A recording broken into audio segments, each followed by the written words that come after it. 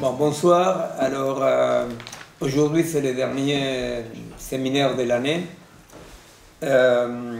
Comme on avait dit avec Bastien la dernière fois, fin septembre, début octobre, quand on va recommencer les séminaires, le travail de l'année prochaine sera centré autour d'une théorie de la situation.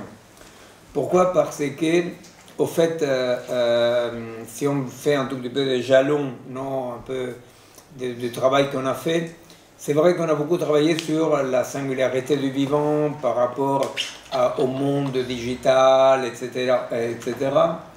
On a travaillé sur les nouvelles figures de l'agir, en essayant de dire, bon, les déplacements de l'anthropocentrisme, ou la fin de l'anthropocentrisme, une chose c'est de le dire, autre chose c'est de comprendre l'effet de qu'est-ce que signifie prendre en compte que l'humain en tant que multiplicité, même pas l'humain en tant qu'une unité égale à elle-même, n'est-ce pas? Que l'humain en tant que multiplicité a à cohabiter avec d'autres vecteurs, d'autres espèces, et avec l'écosystème, ou avec ce que dans le Mamotret on appelle les champs biologiques, concrètement, n'est-ce pas?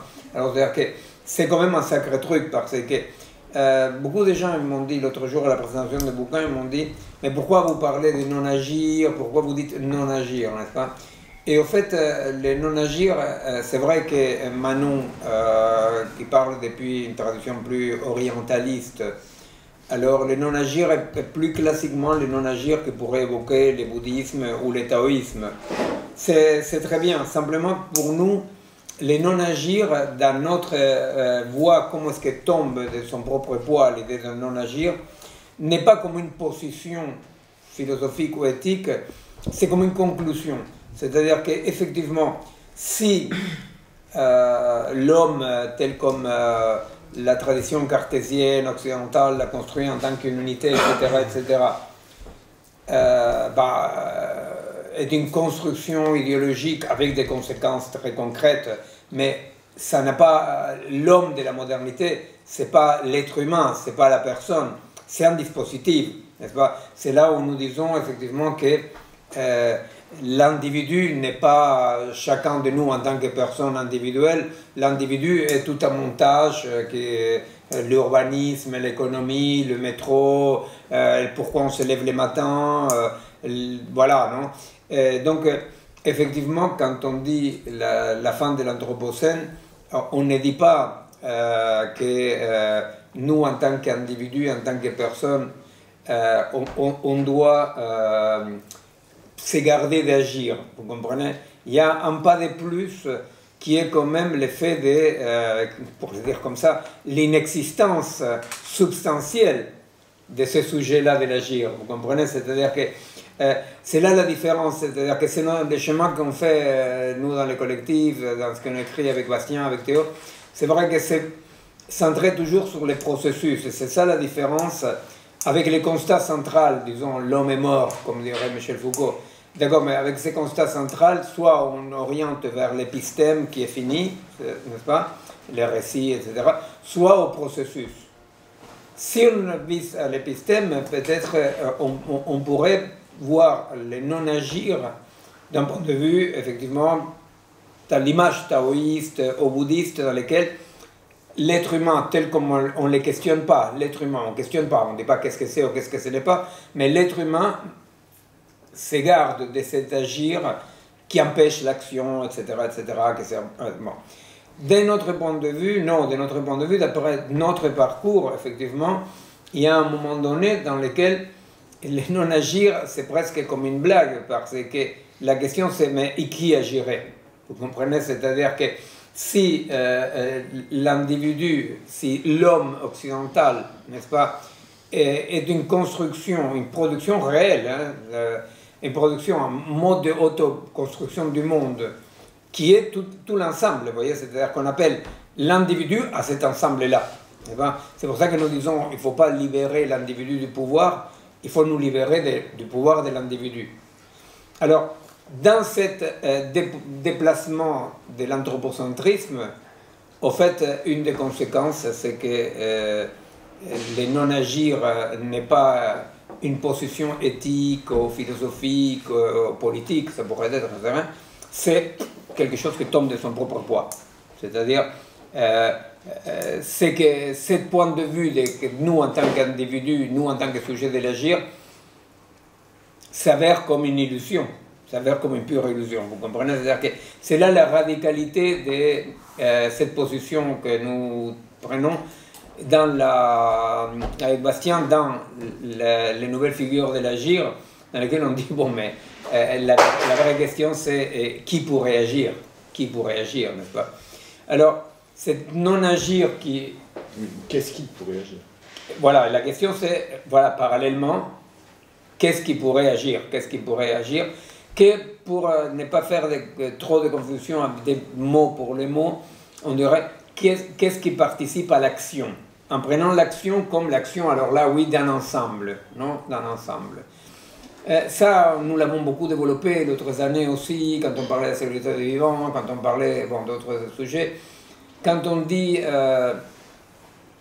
comment nous pensons en termes d'un ensemble dynamique, en train de se auto-construire, on a donné les exemples de comment, on a donné des exemples d'anthropologie simple, non?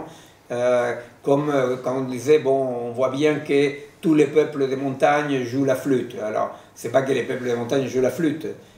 L'Indien qui joue la flûte, bah, les poumons de l'Indien, le souffle de l'Indien, vous voyez, même pas l'Indien entier, pour dire comme ça, n'est-ce pas, à voir avec le condor, avec le manque d'oxygène, avec le bruit qui fait, parfois quand vous êtes à la cordillère, vous pensez qu'il y a quelqu'un qui est en train de jouer la flûte, et au fait, c'est les bruits que fait les vents très très forts sur des plantes très résistantes qui tiennent à 4000 mètres, par exemple. Alors, par là, on va illustrer l'idée de cette coproduction commune dans laquelle des différentes dimensions émergent, non? Sans un sujet, n'est-ce pas? Alors, effectivement, nous avons travaillé alors la singularité du vivant pour essayer de voir comment l'enjeu actuel n'est pas, comme on pourrait croire, opposer l'homme, pas du tout, mais même les vivants au développement technologique, n'est-ce pas? Parce que, voilà, l'hybridation est quelque chose qui s'est fait percer, hein, c'est les travaux qu'on a fait par rapport à la modification cérébrale, etc., dû à la promiscuité simplement avec les machines. Alors, quand on a travaillé là-dessus, on s'est dit, bon, mais voilà, ce qui est en jeu n'est pas les vivants et la machine, ce qui est en jeu, c'est la bifurcation entre une hybridation colonisante, une hybridation artefactuelle, que dans notre bagage conceptuel, on appellerait une hybridation agrégative, c'est-à-dire un agrégat de fonctions, hein, que c'est ce qu'on disait quand les gens disent quelle est la différence entre un ChatGPT et l'humain. On dit, bon, là, on est dans un point de vue agrégatif, parce qu'effectivement, on considère que l'être humain serait un agrégat de fonctions qu'on pourrait comparer quantitativement avec les fonctions qui remplissent ChatGPT, par exemple. Alors, à ce moment-là, on a dit, bon, la bifurcation, elle est organique ou agrégative. Et là, déjà, on est au-delà des les dispositifs modernes, individus, sujets, anthropocentrisme. Et là, dans le bouquin qui vient de sortir avec Bastien, contre-offensive, n'est-ce pas? Il y a quelque chose de paradoxal, que, comme je disais vendredi, c'était toute une discussion avec les gens plus liés aux communautés indiennes de Chiapas ou du Brésil, parce que contre-offensive, pour eux, ça faisait un peu trop colonial. Pourquoi? Parce que ça mettait un peu comme une figure d'un sujet qui se bat. Et nous, justement, ce qu'on a montré, ce qu'on a voulu montrer, c'est comment, d'abord, il était nécessaire, non, de penser ce rapport de force possible ou non possible, mais que pour penser dans ces termes-là, on n'avait pas besoin de reconstruire les dispositifs occidentaux cartésiens, problème, solution, sujet, objet, n'est-ce pas, les binarismes. Alors donc, tout ça, aboutit à le sujet qu'on va commencer l'année prochaine, qui est théorie de la situation. Pourquoi? Eh bien parce que effectivement, ça pose une question, ça pose un problème qui est la question de quelle serait, pour dire comme ça, la bonne mesure pour comprendre ces multiplicités en actes, ces multiplicités agencées. Tu peux mettre une chaise par ici. Parce qu'on parle de multiplicités agencées, on parle quand même de une très sérieuse mise en cause de ce qu'on pourrait dire la taxinomie comme classification, n'est-ce pas?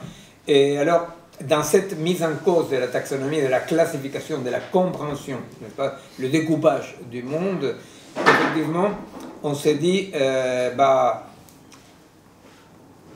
quelle est la mesure qui nous permet donc de comprendre ces multiplicités agencées, parce qu'effectivement, en pur multiple, comme ils disent Damascius, Proclus, ils disent en pur multiple ne peut pas exister, n'est-ce pas?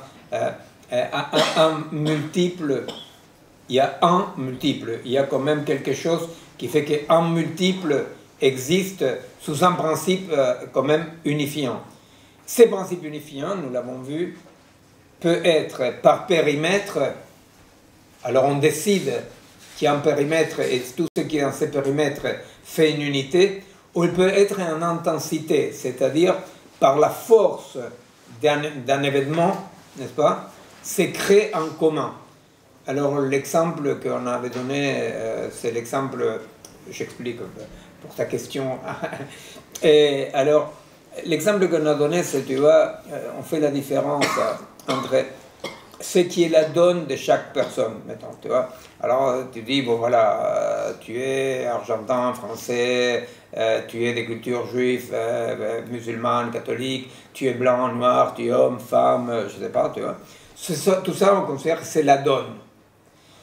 Alors, la construction d'unité par périmètre consiste toujours dans ce tour de passe-passe, un peu, que tu prends un élément de la donne et tu dis, tous ceux qui sont cette donne-là font partie de l'ensemble.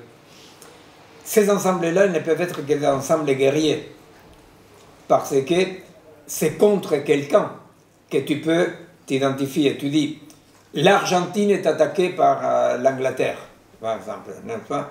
Et alors donc la dictature crée une unité en évoquant un élément, n'est-ce pas? Et alors, ce que nous disons, c'est qu'effectivement, le commun, ce qui est commun, n'est jamais prédonné. Le commun n'est pas dans la donne.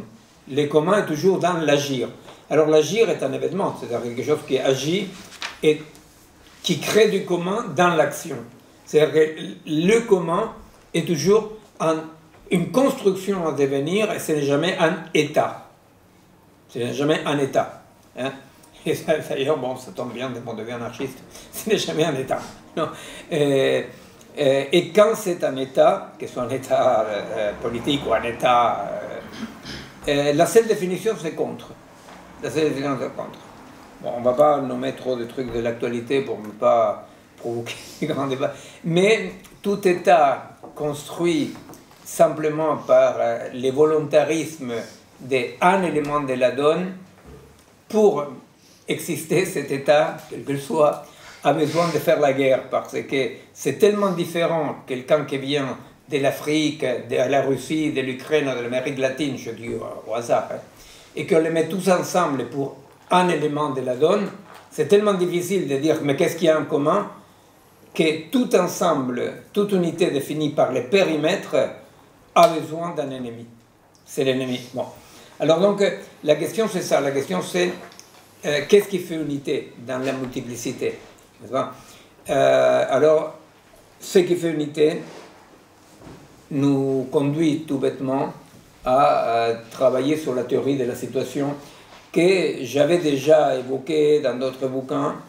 Ce n'est pas la situation de Guy Debord, je le dis tout de suite parce que Guy Debord il parle de production des situations, et pour nous la situation a un caractère ontologique. Nous appartenons à la situation, C'est pas nous qui décidons la situation, etc. Voilà, les sujets appartiennent au point de vue, comme on dit, c'est notre façon de dire situation, point de vue matériel. Non. Alors donc l'année prochaine, on va travailler là-dessus. Alors aujourd'hui, on va présenter les derniers points. Ça n'a pas été exhaustif les séminaires, il y a eu beaucoup de choses, mais on va présenter les derniers points quand même des les côtés engagement.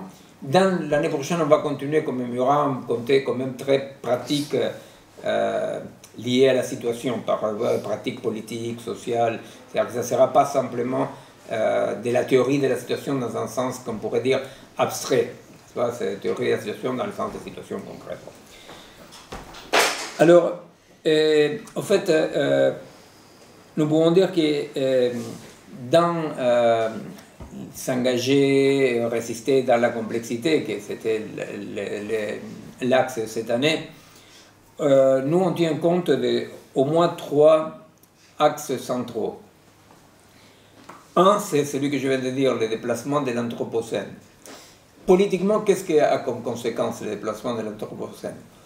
C'est énorme, politiquement, parce qu'effectivement, politiquement, ça signifie que nous devons abandonner l'idée de que l'ensemble des dénominés construits, non, puisque non substantiels, de l'humain est le sujet qui doit changer les choses, etc. Le déplacement de l'Anthropocène, d'un point de vue politique, et de la résistance et de l'agir militant, etc., implique effectivement une sorte d'étude d'un ensemble dans lequel nous sommes inclus, et que comme tout ensemble complexe reste une bonne partie obscure aux habitants de l'ensemble, n'est-ce pas? C'est-à-dire, il y a une non-clarté due au fait de l'immersion dans l'ensemble, n'est-ce pas? Un ensemble complexe, et il n'est pas tout représentable, n'est-ce pas? Et la représentation d'un ensemble complexe est toujours avec une faille, n'est-ce pas? Qui est la faille d'une indétermination due à un devenir permanent et à l'impossibilité d'un regard de l'extérieur. Bon. Alors la question de l'anthropocentrisme, du placement de l'anthropocentrisme, c'était un des points que nous avons évoqués et qui a comme conséquence directe, non, un autre des axes qui est l'abandon définitif, en fidélité avec ce qui est quand même la tradition du collectif malgré tout, parce que nous sommes nés là-dessus, qui est l'abandon de tout désir aux visées du pouvoir comme lieu de changement de la société.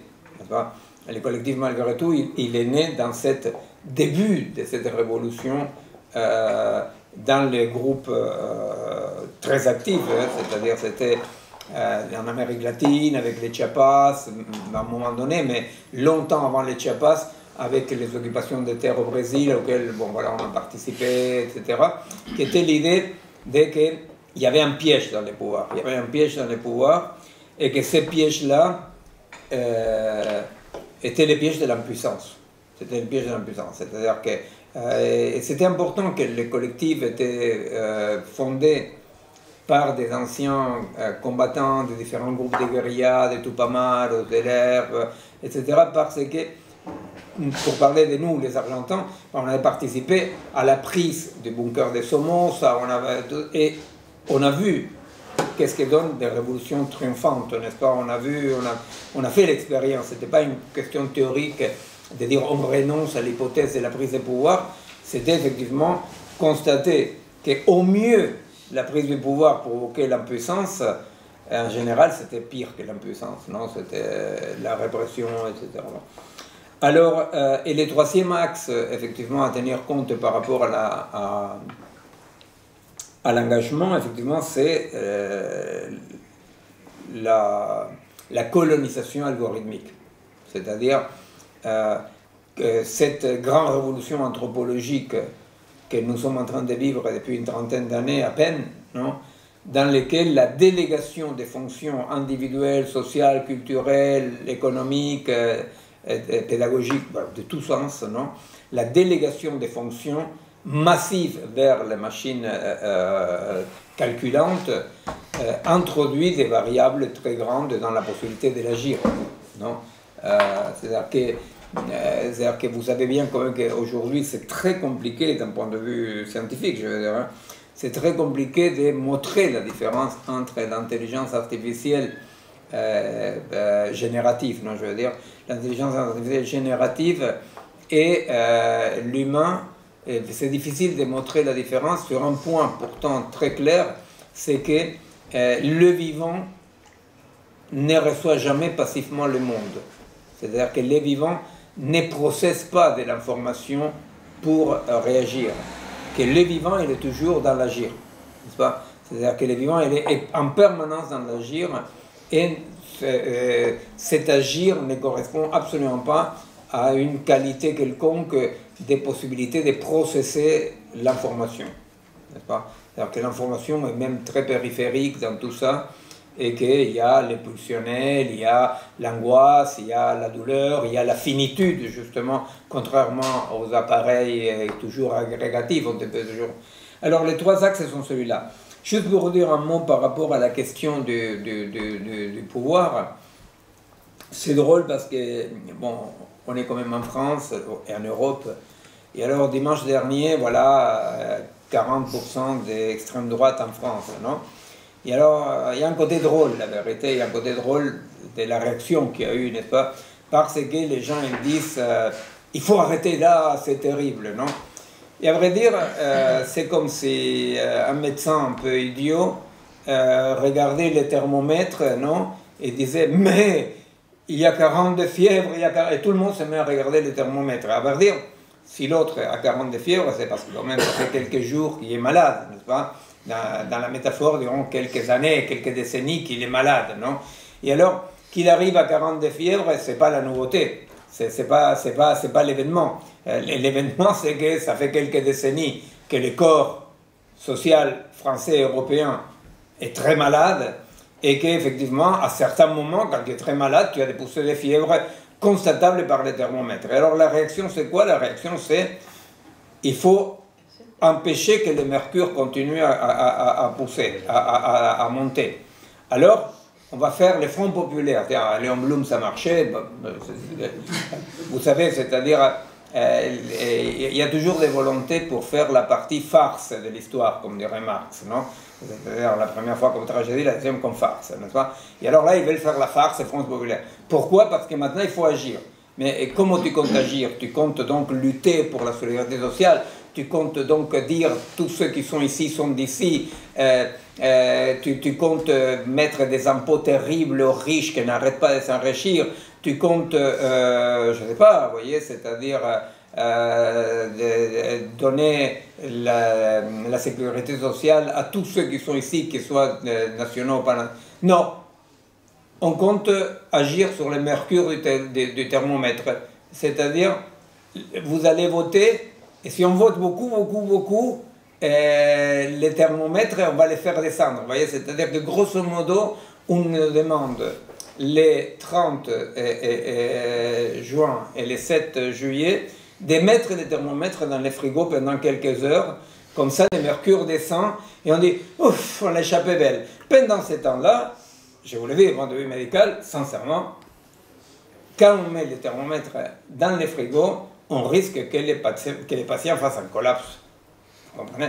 Parce qu'on se prive justement de cet instrument. Alors, Bastien me disait tout à l'heure, oui, mais par exemple, que Milei soit élu en Argentine, quand même modifie des choses ou pas? Bien sûr que ça modifie des choses.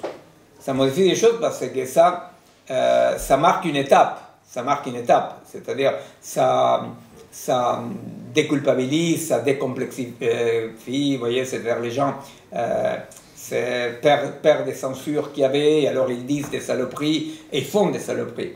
Mais quand même, ce sont des moments, ce n'est pas rien, effectivement, ce n'est pas rien, mais il n'en reste pas moins, c'est quand même toujours montre que malheureusement, on est très très attaché à l'idée de que ce qui se passe dans les lieux centraux de la représentation. Parce que si on dirait les lieux centraux du pouvoir, pourquoi pas, effectivement, mais les lieux centraux du pouvoir sont très très loin de l'Élysée ou de la Casa Rosada ou de la Maison Blanche, n'est-ce pas? Les lieux réels du pouvoir sont les lieux macroéconomiques, etc., qui en plus ben, ne sont pas centralisés non plus. C'est-à-dire, il peut y avoir un chef, mais ce sont des macro-processus, etc. Bon. Alors, juste ces commentaires d'actualité, parce qu'effectivement, quand on dit qu'il faut quand même essayer d'abandonner cette idée que Foucault disait, il ne faut pas être amoureux du pouvoir, n'est-ce pas? Et que, comment abandonner, ben, c'est pas facile. Vous voyez, c'est pas facile parce que d'un point de vue colonial, d'un point de vue, etc., on est tous très, très, très formatés avec cette idée de que ce qui se passe dans le thermomètre, n'est-ce pas? Et je répète, non pas que si le thermomètre te dit l'autre con, il a 41 de fièvre, c'est quelque chose. C'est-à-dire, tu changes la médication, par exemple, ou tu fais une intervention, tu vois, tu te dis, ah merde, il y a une péritonite maintenant. D'accord, mais ce qui se passe, ça ne se passe pas dans le thermomètre, n'est-ce pas? Quel que soit le niveau d'horreur de ce qui montre le thermomètre. Non? Bon, alors, nous, avec Bastien, on a dit, étant donné les changements qu'on est en train de vivre, on a essayé de... s'il y a des questions, vous pouvez... Non. Vas-y, je savais quand même. Chacun son rôle. Je ne comprenais pas trop bien par rapport aux élections. Par exemple, tu parlais du Front Populaire. Oui. Dans leur programme, bon, je ne l'ai pas encore vu, mais il y a bien effectivement, je ne sais pas, le fait de taxer les riches, de défendre plus la sécurité sociale, il y a bien ces choses-là. Donc ils agiront, ils ne veulent pas juste agir sur le thermomètre, justement. Par contre, ils pensent que le lieu d'action agit sur tout le territoire. Qu'il n'y a que ça qui agit et pas forcément toutes les forces qu'il y a autour, dont tu parlais, qui sont économiques, et ça, c'est pas pensé. Comme si ce lieu-là était vraiment le lieu d'agir où on peut tout décider, en fait. Bien sûr. C'est-à-dire, dans les programmes du Front National version farce, il y a tout ça.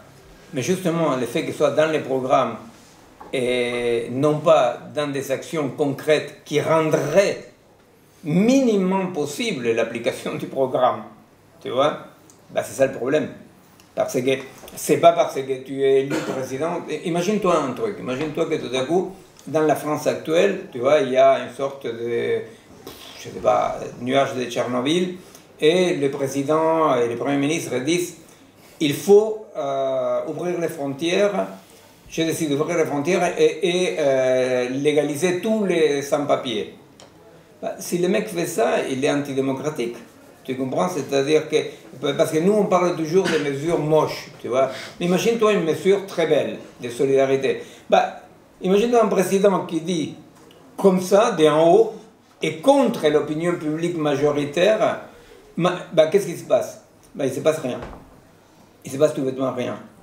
Je ne sais pas si vous vous rappelez, à un moment donné, Sarkozy, qui quand même de temps en temps, il devait prendre... Il a dit, je suis contre la double peine. J'ai vu un film sur la double peine, je suis contre la double peine. Et il l'a dit.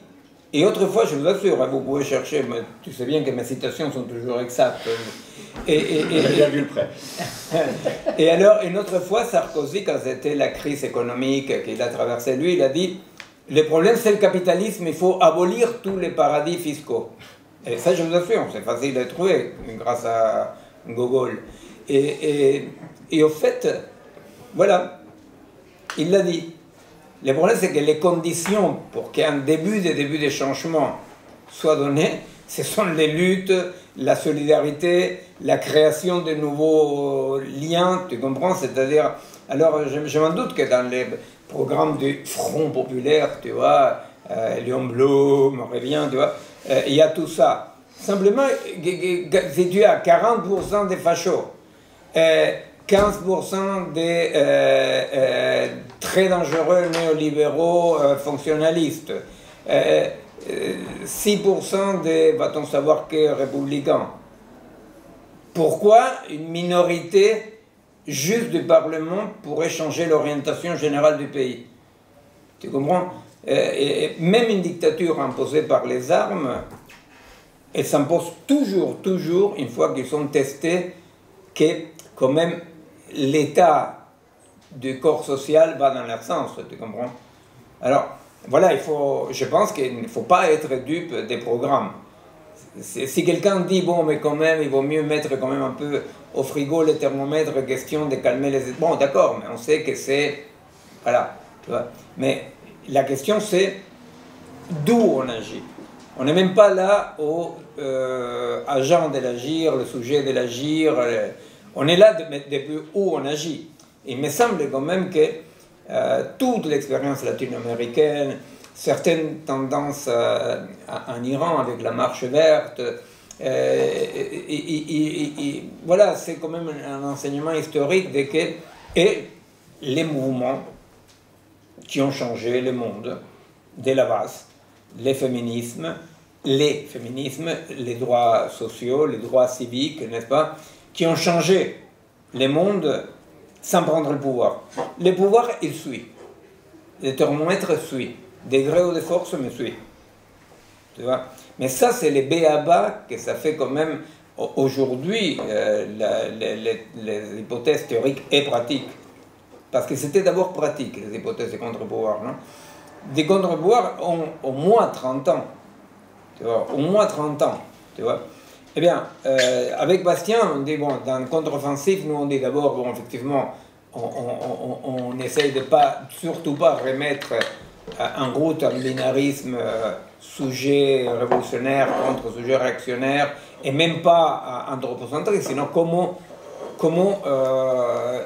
il y a un agir, un mode d'action qui accompagne un devenir, disons, plus du côté de la vie, plus organique, n'est-ce pas, contre la destruction. Alors, par rapport à ça, effectivement, bon, on peut dire qu'on est aussi par rapport aux trois paradigmes. Hein. La fin du paradigme occidental, la destruction, la crise finale de l'Occident, qui est plus ou moins actée par tout le monde, effectivement, la fin de ces paradigmes-là n'a pas laissé lieu, comme nous savons très bien, à l'émergence d'un paradigme libertaire, solidaire, je ne sais pas quoi, a donné lieu au paradigme aujourd'hui triomphant du fonctionnalisme, que lui n'est pas anthropocentrique. Vous voyez, la différence entre les nouveaux paradigmes néolibéral, fonctionnaliste, etc., n'est pas anthropocentrique. Hein, c'est ce que j'ai essayé la dernière fois quand je disais que les gens disent « mais Milley ne pense pas aux humains ». Non, Milley ne pense pas aux humains. Milley, en tant qu'un segment d'un macro-processus nouveau, fonctionnaliste, etc., ces macro-processus, ces paradigmes-là, n'a aucune raison que soit anthropocentrique et que doit promettre le bien-être aux humains, pas plus qu'aux singes, pas plus qu'aux fleuves, vous comprenez? Parce que c'est tout à fait clair que le paradigme aujourd'hui triomphant est un paradigme fonctionnaliste de la performance néolibérale, etc., et que son objectif est cet objectif-là de la production, de la performance, des profits, etc., etc. Alors, à la fin du paradigme moderne, le succès, le triomphe total du paradigme néolibéral, nous on nomme comme des modes de vie les autres modes de vie non modernes, n'est-ce pas, c'est-à-dire le estar siendo en Amérique latine, des modes de vie traditionnels en Asie ou en Afrique, n'est-ce pas, mais qui ne sont pas des paradigmes, sont des modes de vie, n'est-ce pas. Et on disait qu'effectivement, la question c'est comment nous pouvons participer d'une façon ou d'une autre à la production d'un paradigme alternatif par rapport au paradigme triomphant. La question c'est, pour le dire comme ça, que ce soit les paradigmes fonctionnalistes, néolibérales, ou ce que nous essayons de penser d'une façon décoloniale, aucun de deux est anthropocentrique. Vous voyez? C'est-à-dire qu'aucun de deux retombe dans les dispositifs cartésiens anthropocentriques. Bien. Alors donc, nous on disait, nous acceptons à Buenos Aires, en Uruguay, on a fait une série de rencontres dans lesquelles on disait, bon, maintenant, il faut comprendre qu'on parle depuis la défaite totale, globale, l'écrasement absolument de toutes les forces progressistes, révolutionnaires, Ce décrassement ne veut pas dire que rien n'existe, au contraire, il existe une myriade, des myriades d'expériences alternatives. Mais c'est ce que je disais vendredi, quand les sabatistes nous disent, en réponse à un document qu'on l'avait fait parvenir par Raoul Siveci, ils disent, effectivement, on est dans la défaite, ils disent, dorénavant, il faut penser à 120 ans. Les 120 ans des sabatistes, c'est une métaphore poétique, ça ne veut pas dire qu'ils ont fait un calcul, ils pensent que d'abord il y a 20 ans de ci, ça veut dire, oublions le futur, ne faisons plus les choses au nom du futur. Il faut investir le présent. Alors, effectivement, dans cet investir le présent implique effectivement un changement de point de vue par rapport au présent. Le présent, ce n'est plus ni le présent tout fin qui ne fait que passer, qui échappe tout le temps de la modernité, ni le présent immédiat de la machine. Ces présents-là, plus épais, etc., comme on l'a développé plusieurs fois, fait que nous on dit il y a trois niveaux de résistance qu'on a présenté déjà. Aujourd'hui, on fait une sorte de révision générale pour arriver à un point. On a dit il existe ce qu'on appelle la résistance-création. La résistance-création est quelque chose de très vague, très multiple, qui va des terres occupées, au Brésil, Chiapas, à des AMAP, à des collectifs, des communautés, et y compris à une nouvelle façon d'investir les communautés de base déjà existantes. Par exemple, en Italie, il existe une série de communautés de base chrétiennes, qui sont, pas toutes, mais beaucoup, sont très progressistes, comme on dirait, sont très inspirées de la théologie de la libération, sont très solidaires. Moi, je suis très surpris de voir quand on invite les communautés chrétiennes de base, comme ça, comme il y a les petits prêtres dans l'église, et il y a, parfois, la dernière fois, il y avait des prisonniers en permission, il y a des étrangers sans papier, mais il y a aussi des intellectuels, il y a aussi des gens qui font de la politique, n'est-ce pas? Donc, ce sont des lieux existants qui, jusqu'à un certain temps, pour dire comme ça, fonctionnaient à une sorte un peu diffus théologie de la libération, il faut créer des liens. Et qu'aujourd'hui, ces réseaux très diffus comme ça qui existent un peu partout des communautés commencent à fonctionner sur d'autres bases. La base de cette résistance-création nécessaire. Vous voyez? Moi, hier, on a participé dans une école de 12e, dans une soirée organisée par les parents d'élèves sur les écrans. Alors, il y avait un film sur les écrans, je ne sais pas quoi. Et il y avait quelques parents d'élèves. Il y avait un côté un peu tristouné. Pourquoi? Il y avait un côté tristouné parce qu'effectivement, il y avait un côté un peu trop passif, un peu côté français, et on voit que les étrangers sont très assimilés aussi, maintenant on devrait les donner même la nationalité, parce qu'ils sont dans une passivité très française, et ils voulaient être informés, et on voyait que, moi j'ai l'expérience en Italie, de faire des dizaines de fois des trucs sur les écrans et l'algorithme, en Amérique du Sud, n'est-ce pas, et on voit comment ces types de soirées, tout de suite, sont comme une sorte de convocation. Les gens, soit ils disent de quoi ils souffrent de ça, mais qu'est-ce qu'ils veulent imaginer, n'est-ce pas? Ils ne sont pas informés. Bon.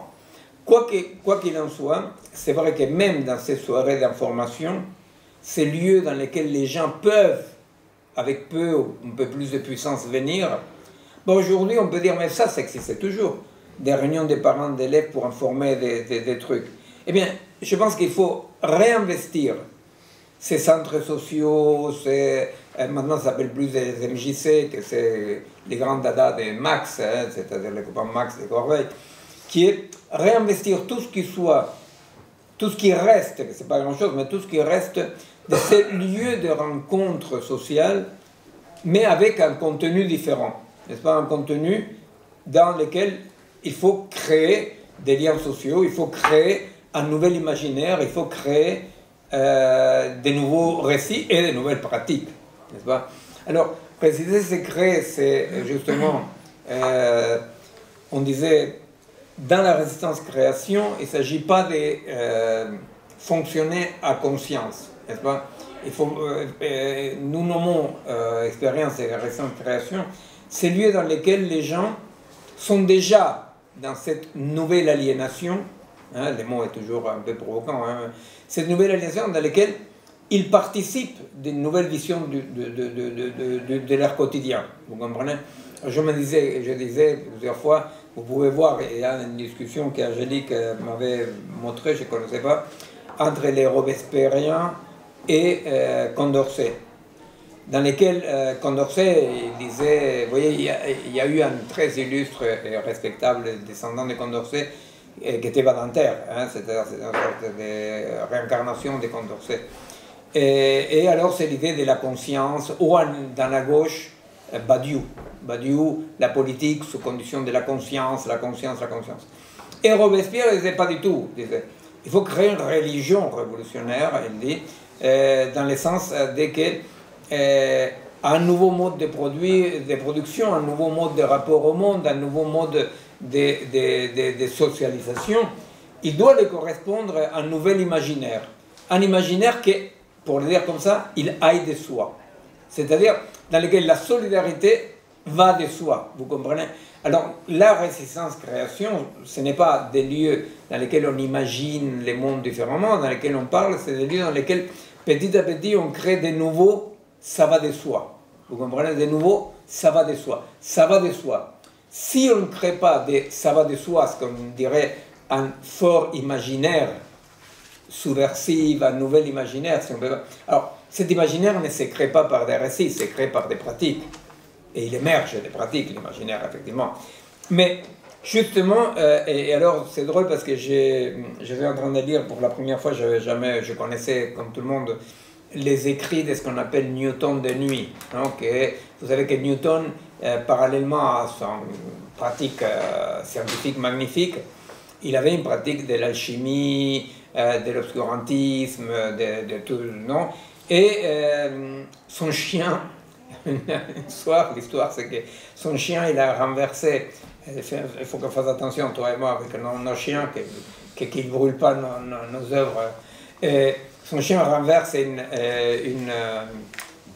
bougie et il y a un incendie et presque tous les écrits ésotériques de Newton sont disparus. Donc c'est un feu condorcien, disons, non? Parce qu'il brûle les écrits obscurantistes et les autres, ils restent. Bon. Mais il sont sauvés quelques écrits qui sont publiés par Gallimard sous les écrits religieux de Newton. La malle de Newton. Hein? Dans un livre qui s'appelle La malle de Newton. Qui est la malle qui s'est sauvée, en fait. Et alors, donc, Newton, qu'est-ce qu'il va dire par rapport à la religion? Newton, il est très très clair par rapport à ça. Hein? Newton est très clair que la loi de la gravitation universelle, la chute des corps, la physique mécanique, etc., ne fait pas société. Il ne se pose même pas la question si la science peut faire société. Et il établit clairement qu'il faut une division très claire entre la philosophie, la science et la religion. Mais il dit, je crois en Dieu, je prie tous les matins, et effectivement, il ne se pose pas la question de qu'il faut un ensemble religieux, dans le sens de relier, n'est-ce pas, d'un imaginaire pour que les gens vivent dedans. Sauf que dans cet ensemble, lui, il n'a pas le moindre doute, parce que lui, comme Galilée, effectivement, sont des contemporains de l'explosion du mercantilisme, n'est-ce pas? Il n'a aucun doute de qu'il y a des sciences que du mesurable, qu'il y a une objectivité scientifique, etc. Il n'y a aucun doute. Simplement, et c'est très intéressant de constater que quelqu'un comme Newton, qui est en train de faire la révolution rationaliste, n'est-ce pas? Il ne pense pas que la raison puisse gouverner le monde. N'est-ce pas? Il serait un peu plutôt comme les tableaux de Goya, la raison, comme s'appelle Michel, la raison mère de tous les des monstres. Le sommeil de la raison engendre les monstres. Le sommeil de la raison engendre les monstres, exactement. Comme les tableaux de Goya, le sommeil de la raison engendre des monstres. Voilà, c'est ce rêve de la raison. Bon. Alors donc, ça pour dire qu'effectivement, dans la résistance-création, il y a un fort contenu d'un imaginaire très puissant qui fait que la solidarité n'a pas besoin d'un passage par la conscience. C'est-à-dire, c'est ce que nous, on a souvent présenté d'un point de vue plus neurophysiologique comme les arcs réflexes culturels. Vous savez que pour les animaux dits supérieurs, bon, disons mammifères, existent des arcs réflexes par éducation.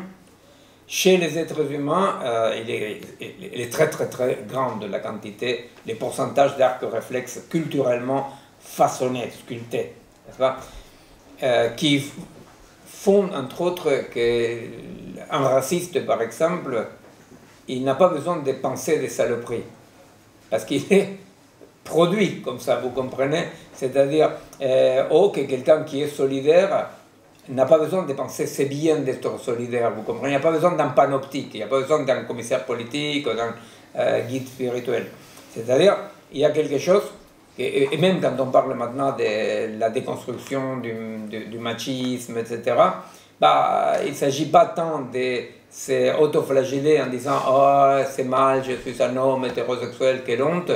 Il s'agit de voir quelle pratique permet le développement des arcs réflexes divers, des arcs réflexes de patriarcat, voyez, parce que c'est ça qui change le monde, n'est-ce pas? C'est-à-dire, ceux qui sont très déconstruits, les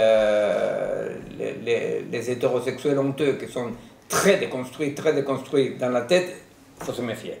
Il faut se méfier parce que si déconstruction il y a, c'est conséquence des pratiques diverses qui produisent des arcs réflexes divers, vous voyez. Et une tendance que peuvent faire les mâles hétérosexuels, c'est se méfier d'eux-mêmes. C'est-à-dire, ou attention, parce que les arcs réflexes ne s'échangent pas par volonté, n'est-ce pas? Ni par éducation, s'échangent par des pratiques. Alors, par le devoir-être. Ça ne change pas par le devoir-être. Ça ne change pas par le devoir-être, absolument. Absolument. Et donc, pourquoi... L'éducation peut passer par des pratiques, etc. Pardon? L'éducation n'est pas forcément un exemple de... Bah, l'éducation... Ça dépend de ce qu'on entend par éducation, mais ça peut passer. Comme il dit Théo, absolument. L'éducation peut passer par des pratiques, sauf que la tendance fonctionnaliste actuelle vise à une éducation sans pratique, qui est la fameuse pédagogie des compétences dans laquelle le môme, il est idéalement construit, si on peut l'appeler ça construit, n'est-ce pas comme un noyau qui gère de l'information, tu vois. C'est-à-dire que s'il y a effectivement une différence entre l'éducation transmission et l'éducation information, c'est que, comme nous savons, la compréhension est un processus corporel qui sculpte les corps dans les arcs réflexes et le cerveau, n'est-ce pas? En tant que, justement, l'éducation, mais justement, c'est ça un problème, c'est que tu peux informer autant que tu veux sur le patriarcat, s'il n'y a pas de pratique en accord avec ça, l'information n'imprime pas, non. Ce qui conduit à faire des cours de bienveillance. Voilà, c'est ta capacité à comprendre le rôle des pratiques dans la transmission, puisque maintenant, effectivement, il y a des expériences pour enseigner la bienveillance. Oui, voilà. c'est une compétence, vous avez les compétences de savoir-être. Ou par exemple, vous avez avec tous les MeToo dans le monde du cinéma. Tiens, là, on a le représentant. Quoi? Qu'est-ce que tu as regardé? Non, je pense qu'on a l'honneur d'avoir les grandes Marco Vecchio, Becchi, pardon, ici avec nous. Voilà, je pensais au cinéma, non, rien à voir. Dans le cinéma, rien à voir. Parce qu'il a cité le MeToo, après il t'a pointé le non, per niente. Non, pourquoi je cite le monde du cinéma? Parce que je suis que dans tous les tournages en France, il y a depuis quelque temps une personne, je ne sais pas si ça s'est fait ou pas, mais en principe, il doit y avoir une personne de l'équipe qui s'occupe de surveiller qu'il n'y ait pas des gestes machistes. C'est vrai. Il y a des contrôles. Ouais. Il y a des stages de Il y a des formation stages de obligatoires. Il y a des formations, des stages de formation On a une obligatoires. copine Voilà. qui vient d'en Par faire. exemple, un directeur ne peut pas aller dîner avec un actrice. C'est déconseillé. C'est déconseillé, bien sûr. Sauf qu'il y a un assistant, un autre. Bien sûr, quelqu'un d'autre qui regarde. Alors, Il y a des problèmes sérieux avec comme- beaucoup de metteurs en scène qui ne peuvent plus travailler parce qu'on a été découvert. moi je connais d'autres metteurs en scène que le fait de savoir qu'ils ne doivent pas inviter une actrice à dîner, ça les fait un plaisir terrible parce qu'ils dépensent moins de sous, par exemple. Non. C'est comme dans les toilettes pour les enfants à la maternelle. Voilà. Les hommes peuvent pas aller avec les enfants. Voilà, ben, que c'est très... Alors donc, pourquoi j'évoque ça? J'évoque ça pour dire que autant il y a une sorte de conscience qui correspond certainement à des pratiques, de ce qui ne va plus du patriarcat, autant ce n'est pas la surveillance et la discipline qui changent les arcs réflexes. Vous comprenez? C'est-à-dire, il faut quand même faire un petit effort un peu plus fort pour voir quelles sont les pratiques, pour dire comme ça, vertueuses, qui permettent qu'elle ne soit plus désirable certains types de gestes de la part d'un homme, n'est-ce pas? Mais bon, dans tous les cas, tout ça pour revenir à ce point-là, qui est le point fondamental pour nous, qui est, on est dans un défaite historique. Dans cette défaite historique, il s'agit de construire les conditions de l'émergence de tous ces autres types d'arcs réflexes, pour le dire comme ça, de cet autre imaginaire, de cet autre ça va de soi, ces autres ça va de soi, n'est-ce pas? Qui font partie, donc, non pas des commissaires politiques, mais des pratiques alternatives. Alors, pourquoi je mets ensemble défaite et résistance-création? Eh bien, parce qu'effectivement, c'est parce qu'on est dans une défaite totale, c'est parce que les modes coloniaux d'émancipation, c'est-à-dire le marxisme, les différentes versions marxistes, occidentales, etc., de la prise de pouvoir, qui restent toutes absolument embourbées dans les visions binaires coloniales, eh bien, ne fonctionnent plus. Alors, on est dans un moment dans lequel la résistance-création est fondamentale, à tous les niveaux, et nous le voyons comme un phénomène fractal. Comme un phénomène fractal. Et c'est pour ça que j'insistais tellement sur l'idée de que les ça va de soi sont la seule garantie de qu'il y ait une vraie création, qu'elle ne soit pas quelque chose à force de conscience qui finit toujours par produire une sorte de tristesse, de nouveaux commissaires politiques qui disent par où passe la bonne ligne, etc. Le deuxième mode de résistance qu'on identifie est celui qu'on a nommé mixte. Le mixte, c'est-à-dire quoi? C'est-à-dire que certains lieux de résistance-création, à un moment donné, dérangent les pouvoirs, un pouvoir désenterré en place. À ce moment-là, effectivement, il faut assumer la lutte, les niveaux de lutte. Alors, ça c'est toujours très dangereux parce que la lutte bipolarise, la lutte crée des identités imaginaires très fortes et fausses, n'est-ce pas? Donc à chaque fois que... C'est-à-dire qu'assumer la lutte signifie assumer, il y a toi ou moi, n'est-ce pas? Il y a un moment donné dans lequel toi ou moi. Et à chaque fois que les projets et les pratiques alternatives se trouvent dans au toi ou moi, c'est la pratique alternative en général qui soit est écrasée, soit qui perd beaucoup de force. Alors nous, on a donné quelques exemples, n'est-ce pas? Par exemple, à Santiago del Estero, une région de l'Argentine, une province de l'Argentine, ça fait maintenant plus de 30 ans qu'existe un coopératif syndicat agricole, MOCA, ça s'appelle, qui vraiment produisent en coopérative, en propriété commune de la terre, ils vendent tous ensemble, etc., etc.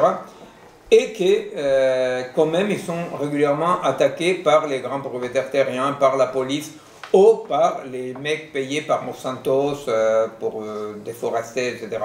Et alors, donc, dans le MOCA, ce qui est intéressant, c'est que ça fait quand même très longtemps, il y a des armes. Et à chaque fois qu'ils sont attaqués, ils répondent par les armes. N'est-ce pas?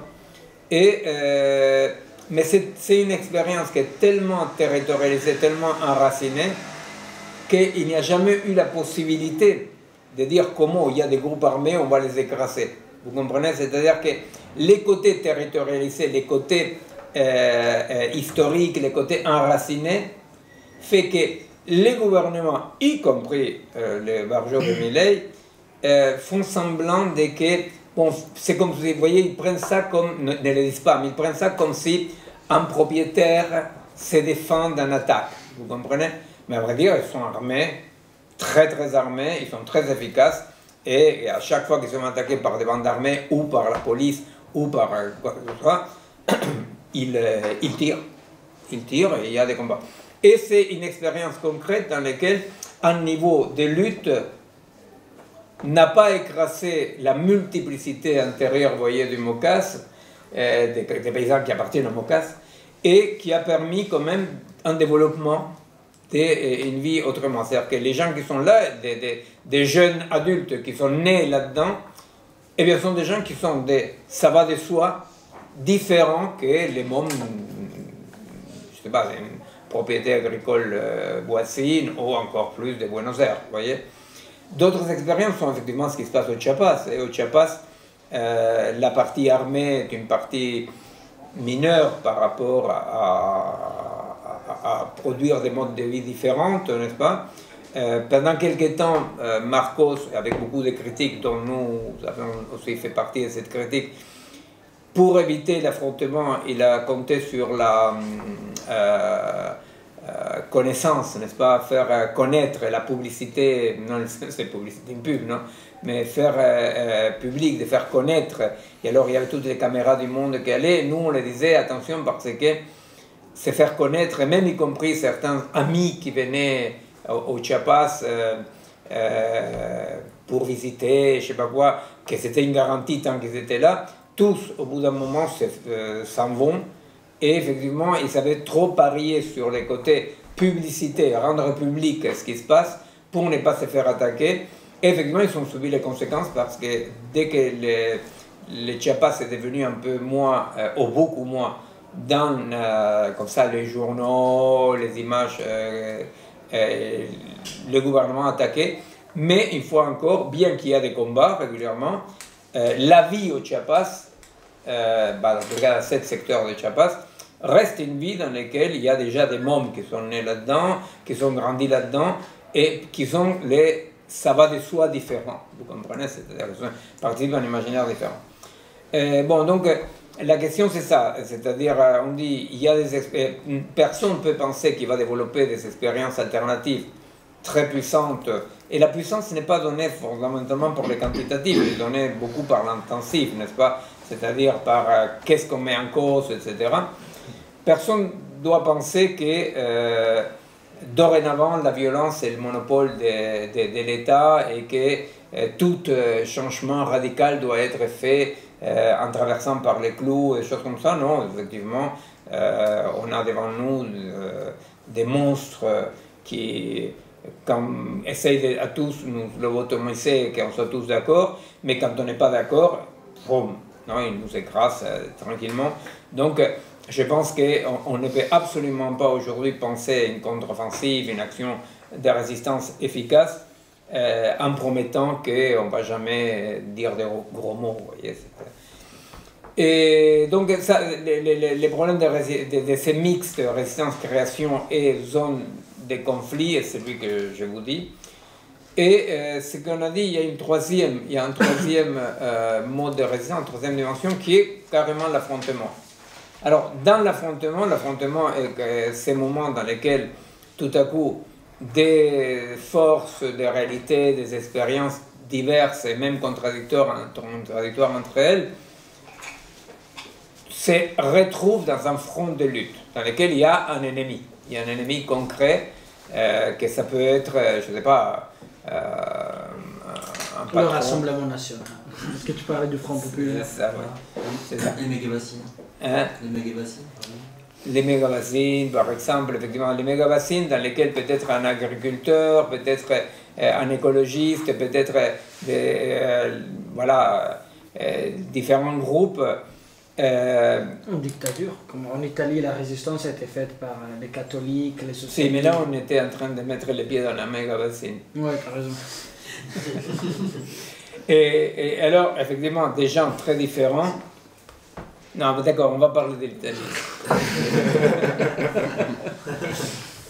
Si, bien sûr, la lutte connaît des moments comme ça, comme les fameux, pour les plus vieux ou les historiens, c'est appelé les Dimitrov, les premiers ministres de la Bulgarie, qui avaient lancé les fronts antifascistes, n'est-ce pas? Alors il avait dit, ben voilà, maintenant, face au fascisme, il va falloir faire des alliances avec les cathos, avec les bourgeois, n'est-ce pas? Effectivement, des exemples historiques, il y en a des tonnes, n'est-ce pas? Les Méga-Bassines montraient un exemple plus proche, dans le sens auquel on n'a pas besoin d'être d'accord avec les mondes qu'on veut, n'est-ce pas? Mais on est clair quel monde nous ne voulons pas, n'est-ce pas? C'est-à-dire partager les mondes qu'on ne veut pas, n'est-ce pas? Alors, ces moments-là... Juste parce qu'effectivement, il y a une dimension dans la résistance chronique qui est l'expression d'une pure négativité, qui est un non, voilà, qui est un non qui ne porte pas de projet, voilà. C'est un non, effectivement, qui s'exprime souvent beaucoup par l'affrontement ou l'opposition, souvent qui met les corps en jeu, et qui est un non qui est le piège du pouvoir, et ça on l'avait évoqué avec la ZAD, hein, qui était de dire mais quel est votre projet, quel est votre projet? Bon, mais il y a un non qui est sans projet, mais qui est effectivement la condition de tous les possibles ensuite. Donc effectivement, dans les méga-bassines, il y a une opposition qui est l'expression d'une négativité qui s'oppose. Voilà, et c'est vrai que dans le bouquin, dans Contre-offensive, il y a une grosse partie sur la résistance-création, puisque voilà, mais il y a quand même le fait de souligner qu'il y a aussi cette expression d'une négativité qui est souvent aussi, qui d'ailleurs passe par les corps, souvent, hein, qui met les corps en jeu. Des corps qui déclarent incompossibles certains projets du pouvoir. Oui, l'expérience quand même qui est concomitante à la naissance du collectif malgré tout, que j'ai nommé aussi vendredi, c'est que le collectif était le premier groupe militant en quelque sorte, parce que c'est difficile de dire que c'est un groupe militant, mais bon, un groupe engagé, qui a accompagné la première fois historique en France où on a occupé une église Saint-Bernard, on a occupé une église avec des sans-papiers.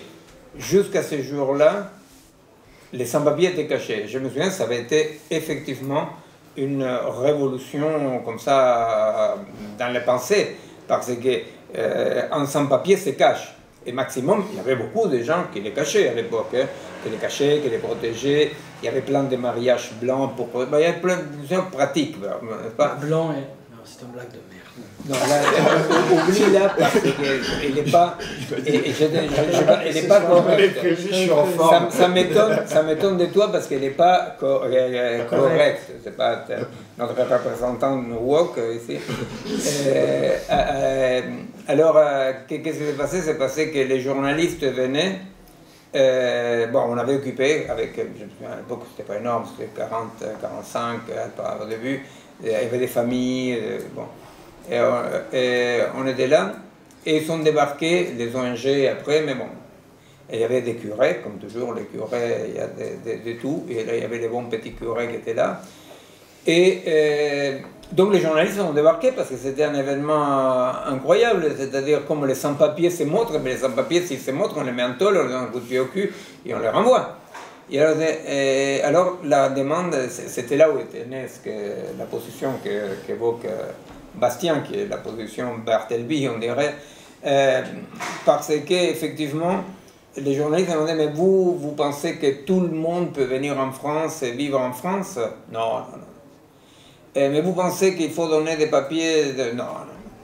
Mais vous pensez que ces gens-là, ils devraient avoir même le droit de vote? Non, non. Mais vous, qu'est-ce que vous pensez? Ben non, nous, on ne pense rien. Ils sont là, nous, on veut qu'ils restent là. Et c'était, alors, les journalistes nous regardaient un peu et disaient, bon, il n'y a pas quelqu'un, il n'y a pas un responsable. Non, parce que, effectivement, et c'était quand même le pari Barthelby, je préfère ne pas, n'est-ce pas? C'est-à-dire, et justement, c'est-à-dire, c'est là où, pour éviter les pièges de la redistribution bipolaire dans l'affrontement, parce que les affrontements sont nécessaires, vous comprenez, c'est-à-dire on est dans la défaite, mais des affrontements, il faut bien les assumer, et si les choses vont bien, il va falloir assumer encore plus d'affrontements, n'est-ce pas? Et là, très très loin de tout rapport de force, mais bon, eh bien, mais si nous voulons penser dans un nouveau paradigme eh bien, ces affrontements-là doivent être très vaccinés contre l'idée de pour quelque chose. N'est-ce pas? Alors certainement, on doit se réunir avec des gens qui sont pour les Christ, qui sont pour le communisme, je ne sais rien pour. Mais dans tous les cas, dans la construction d'un nouveau paradigme, nous devons apprendre à aller vers des affrontements où convergent différentes forces, mais simplement dans la négativité, en disant non, ça non. Pourquoi? Parce que sinon, effectivement, on reprend les chemins du pouvoir, vous comprenez? C'est-à-dire que l'affrontement nous invite immédiatement à une identification et à une sorte de pouvoir. Alors, on s'est permis, c'est la faute de Bastien, on s'est permis de faire une parallèle. Ah oui, et là il y avait une phrase, mais je ne me souviens pas, c'est étonnant que je ne me souviens pas d'une citation, où est-ce que c'est trop Incroyable. incroyable. Vous savez qu'il y a des gens qui ont passé beaucoup de temps en train de chercher les citations que j'ai faites dans les livres que je les cités. Mais bon. Le livre de ces citations. Voilà. Parce que bon, je suis argentin, quoi. Voilà. Plein d'imaginaire. Plein d'imaginaire, voilà. Subversif. Et il y a une citation de Marx dans laquelle il dit... En plus, il choisit exprès ceux qui ont beaucoup écrit. Il y a un truc de plotage. Certainement, il a dit, tu vois, c'est impossible de le retrouver. S'il l'a pas dit, il aurait pu le Proclus, dire. tu dis Proclus évoque ça. Donc, Proclus, tu vois, c'est-à-dire le candidat du roi. Alors donc Marx, quelque part, dans sa vaste œuvre, il dit ils le font sans savoir. Ils le font sans savoir, c'est-à-dire pour évoquer ça va de soi. Tu veux aller aux toilettes? Marx, en reprenant peut-être inconsciemment sa tradition juive, là je fais le rabbin du tour, mais c'est la base du judaïsme, c'est nasevet, je ne sais pas comment on dit en hébreu, mais c'est faremo et ascolteremo. On fera et on écoutera après. C'est-à-dire les pratiques, les mitzvot dans le judaïsme, ce que tu fais, ça n'arrive pas d'une conscientisation où tu as compris que ça c'est bien, qu'il faut faire ça. Non, non, non. C'est en faisant ça qu'après peut-être tu trouveras... Je ne dis pas que c'est la même exacte chose, voilà. Mais c'est un côté du judaïsme. Et chez les goy, parce que quand même il y a une minorité acceptée ici, tolérée des goy, c'est Pascal. Tu te mets dans la position de prier. Moi j'étais resté là. Et la croyance à l'Ancien Testament, tu restes. Oui, voilà. Non, bon, alors donc on faisait un parallèle entre ces trois dimensions de la résistance et ce qu'on avait théorisé un peu avec Bastien sur les trois dimensions de l'efficacité. Voyez, si dans la modernité on pense à l'efficacité en termes linéaires, l'ingénieur, non? L'efficacité linéaire, c'est je veux ça, j'obtiens ça. Mais nous savons bien que l'efficacité, comme Sam Foucault il en parle, non pas comme ça, mais il parle de ce qu'on pourrait dire une efficacité paradoxale. C'est-à-dire, ils font sans le savoir. C'est-à-dire, que tu dis l'école, à quoi ça sert l'école? Alors tu dis, bon, ça sert à apprendre à compter, à lire, à se socialiser, mais ça sert aussi à contrôler les sphincters, et ça sert aussi à supporter la force. Vous comprenez? Or, dans les projets de l'école, tout ça n'est pas écrit. C'est ce qu'on appelle les efficacités paradoxales. C'est-à-dire que les mots m'apprennent à se séparer. Non, et un tas de trucs sont les efficacités paradoxales. Non, c'est-à-dire c'est qu'on ne sait pas qu'on est en train de les faire, comme disait Marx dans la situation. Et il y a un troisième niveau d'efficacité qui est ce que nous avons nommé de façon un peu poétique, un peu à la Chiapas, tellurique, dans le sens auquel, là, on ne sait pas par quoi on agit, c'est-à-dire dans lequel l'individu ne peut pas dire par quoi il est agi. Et c'est seulement, comme dirait Héraclite, vraiment parce que c'est court, alors vous pouvez trouver la citation, il dit « Les endormis se croient propriétaires, auteurs de leurs pensées ». Vous voyez, les endormis par Héraclite, c'est ceux qui ne se rendent pas compte de rien, qui agissent comme des automates. Non? Alors les endormis se croient auteurs de leurs pensées. Vous comprenez? C'est-à-dire qu'ils ignorent qu'ils sont pensés par la pensée. Vous comprenez? Bon, alors, effectivement, l'efficacité tellurique, c'est comme nous, en tant que segment de la réalité, en tant que partie de la réalité, eh bien, nous sommes agis par la réalité, n'est-ce pas? C'est-à-dire, voilà, comme dirait Spinoza, il se croit libre seulement parce qu'il ignore leurs chaînes. Bah, alors donc, les modernes, ils disent, cassons les chaînes. On dit non, non, pas du tout. Il faut comprendre qu'il ne s'agit pas des chaînes, il s'agit des liens. Et nous sommes agis par nos liens. Nous sommes agis. Et se croire auteur, c'est comme une marionnette qui se croit auteur de ses gestes. Alors, tout ce que nous pouvons faire, c'est au moins ne pas abîmer les liens. Voilà. Alors donc, l'efficacité tellurique, on nomme ça, on nomme ces faits plus situationnels, multiplicité dans la multiplicité, dans lesquels, justement, on ne tombe pas dans l'illusion de nous croire auteurs de nos pensées, mais de comprendre que nous sommes, comme Charlot, dans l'état moderne, à la chaîne, on travaille à la chaîne. Moi aussi, je travaillais à la chaîne quand je suis arrivé en France, mais c'était moins rigolo que Charlot. J'ai gagné beaucoup moins que Charlot, ça serait marrant. Alors, et là, on fait un parallèle, alors plus osé, un peu plus, n'est-ce pas, qui est de dire que entre les trois modes de résistance et les trois dimensions d'efficacité, on trouve un peu les trois genres de connaissances de Spinoza. Pourquoi? Parce qu'on dirait que l'affrontement, c'est ce qui correspond au premier genre de connaissances. C'est-à-dire, il me fait mal, je cherche à lui faire mal, n'est-ce pas? Dans lesquels il y a une sorte de simplicité. Ça me fait mal. Je ne sais pas trop pourquoi ça me fait mal, mais ça me fait mal. Pas? Alors je cherche à éviter ce qui me fait mal ou lutter contre ce qui me fait mal. Donc on dit l'affrontement, c'est plutôt quelque chose qui se passe dans un premier genre de connaissance. C'est pour ça que c'est si dangereux, l'affrontement, parce que l'affrontement facilement peut nous individuer dans une sorte d'identification de soi à soi, dans une pure ignorance de la complexité des causes et la complexité des éléments qui participent de la situation. C'est pour ça que la résistance mixte qu'on dit, dans laquelle il y a résistance, création et affrontement, on l'identifierait plutôt c'est quand même un parallèle osé, on dirait que c'est plutôt le deuxième genre. Pourquoi? Parce qu'on commence à connaître par les causes, c'est-à-dire qu'on commence à connaître par les rapports qu'on établit, non? Alors la connaissance par les causes, c'est une façon de dire, mais l'erreur, c'est quand on comprend Spinoza d'une façon moderne, on croit qu'il parle des causes et effets. À vrai dire, Spinoza parle des productions des rapports. Ce que je connais, c'est les rapports. Pas? Alors, je connais qu'est-ce que ça fait, mais je connais qu'est-ce que ça fait dans les rapports.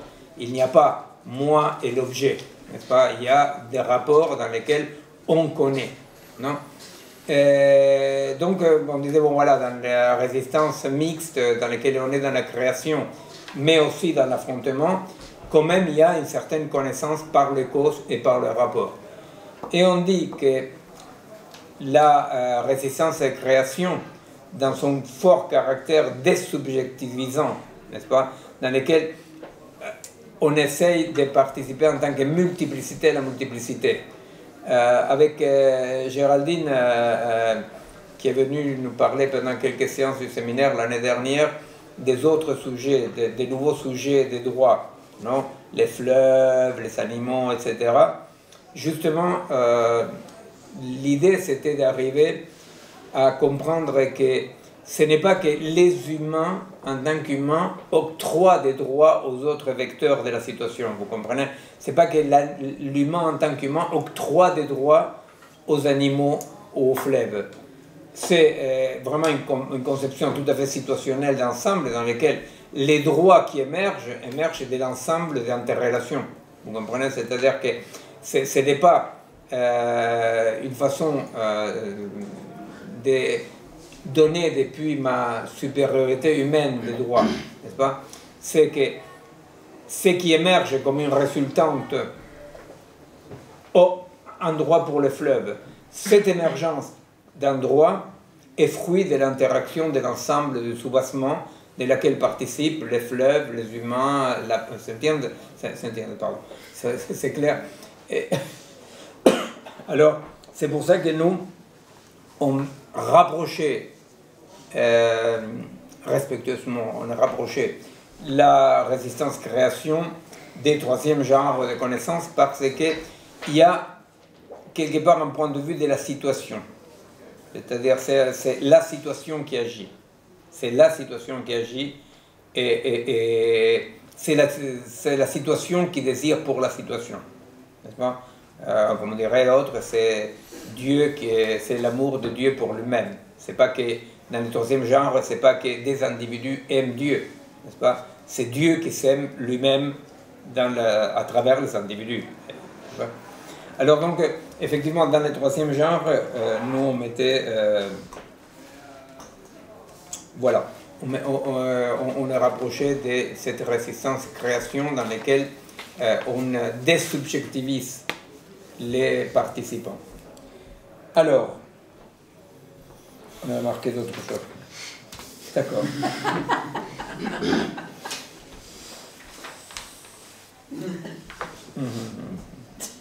C'est mieux que l'iPhone. Alors, c'est beaucoup mieux que l'iPhone. Non, je pense que la question de...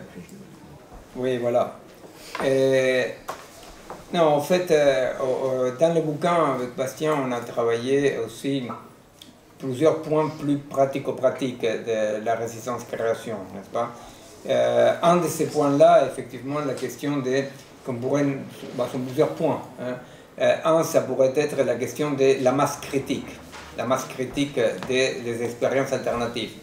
Pourquoi? Parce que une illusion dans les pratiques alternatives, c'est l'illusion pour dire comme ça, de la tache d'huile, vous savez. L'idée de nous faisons ça et demain on sera d'autres, cette idée émulative de que...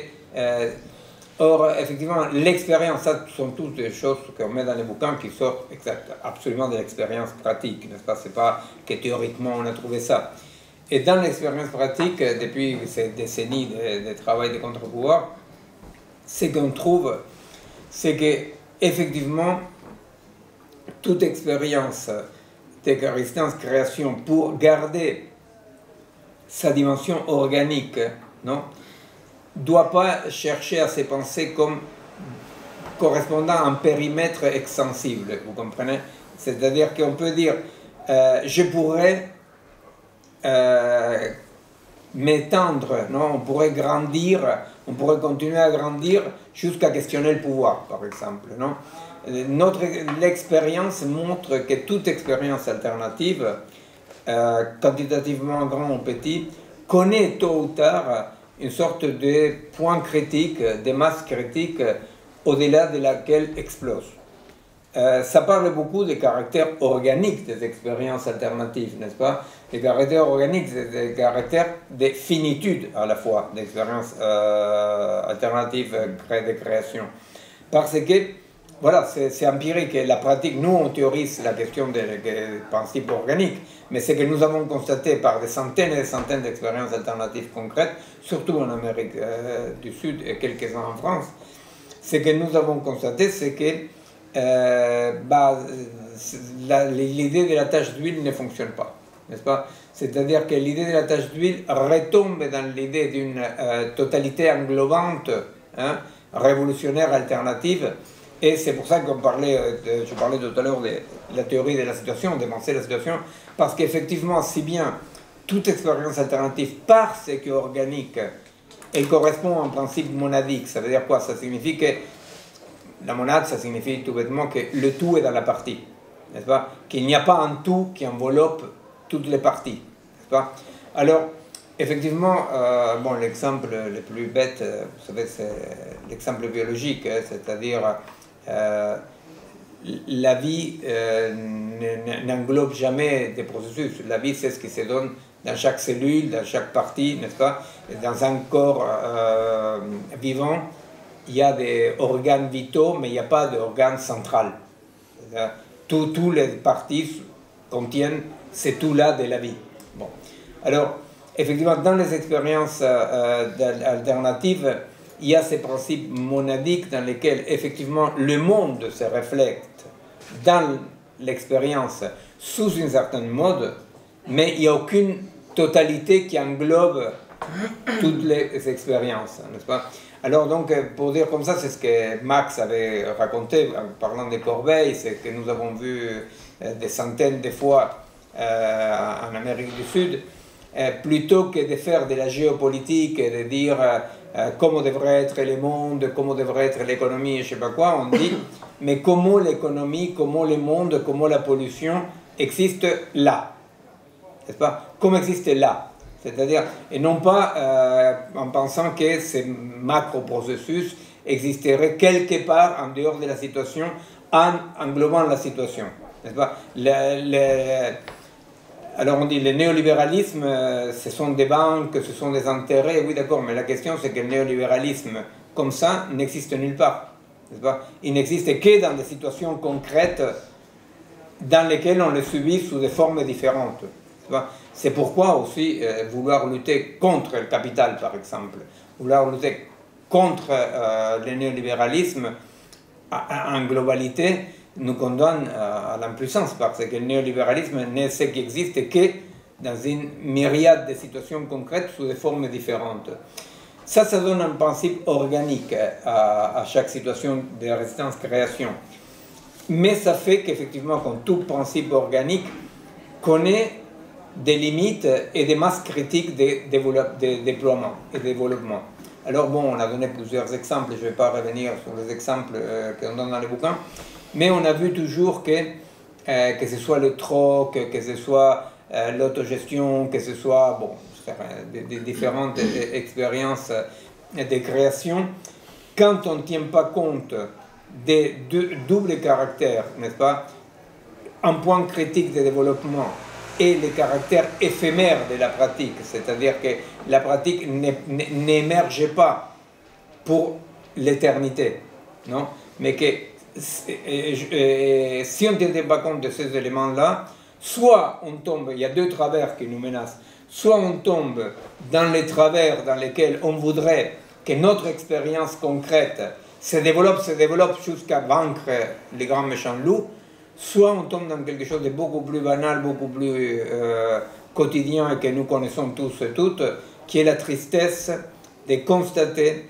les caractères éphémères des expériences alternatives, parce qu'effectivement, en étant organiques, elles ne sont pas immortelles, n'est-ce pas?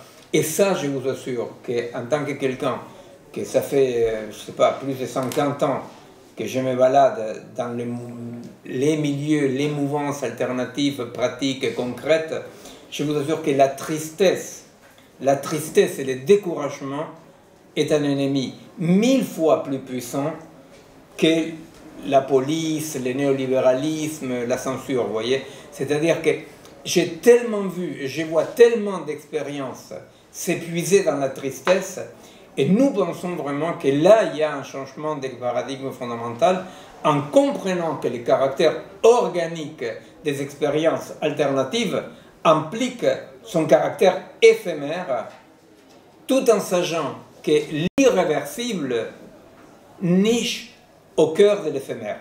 Vous comprenez? C'est-à-dire que soit éphémère, ça ne veut pas dire qu'elle soit réversible. Et c'est ça que nous devons pouvoir penser. Voyez, pour que nos expériences, petites ou grandes, peu importe, abandonnent cet ennemi fondamental, je vous assure, l'ennemi fondamental de l'alternative, c'est la tristesse, c'est l'épuisement. Pour qu'on puisse vaincre cet ennemi fondamental de la tristesse, eh bien, nous devons... Tu veux passer par là? Passe par là. Non, mais passe. Pour vaincre cet ennemi, c'est très important de comprendre ces caractères organiques des situations alternatives. Vous comprenez? C'est pas pareil tout à coup dire, c'est un dialogue qu'on a eu avec Teodoro, non? Il y a quelques temps, quelques semaines, il arrive très content de me raconter que comment l'occupation par des mineurs non accompagnés de la maison de métallo, comment s'est développé avec des nouveautés, etc. Non? Et là, je me dis, merde, ça fait 30 ans que le collectif a occupé la première église avec les sans-papiers, non? Qu'on a créé Éducation sans frontières, mais plus ou moins, non? Un truc énorme. Et alors, donc, là, il y a comme une sorte de coup de massue de dire, mais qu'est-ce que tu es en train de me répondre, Théo, avec tant d'enthousiasme, n'est-ce pas? Et alors, c'est là où se manifeste cette tristesse réactionnaire, comme on dit Deleuze, il a raison de dire que la tristesse est réactionnaire, n'est-ce pas? Parce que, comme il dirait, les hommes tristes ont besoin d'un tyran pour justifier leur tristesse, et le tyran a besoin des hommes tristes pour fonder leur tyrannie, n'est-ce pas? La tristesse peut être pathologique, peut être aussi des tristesses inévitables dans la vie, n'est-ce pas? Mais la tristesse, comme rapport au monde, est toujours réactionnaire. Et nous devons comprendre quelles sont les racines de cette tristesse. Et une fondamentale, c'est celle-là. C'est justement ce que je raconte, n'est-ce pas? De dire, ah ben merde, mais comment encore on est en train de lutter pour les sans-papiers? Non. Aujourd'hui, on lutte pour les sans-papiers comme ça, en prenant en compte les expériences passées, que plus on est en amitié avec les caractères éphémères, dans les caractères du devenir, plus on peut récupérer les points d'irréversibilité qui nichent au cœur de l'éphémère.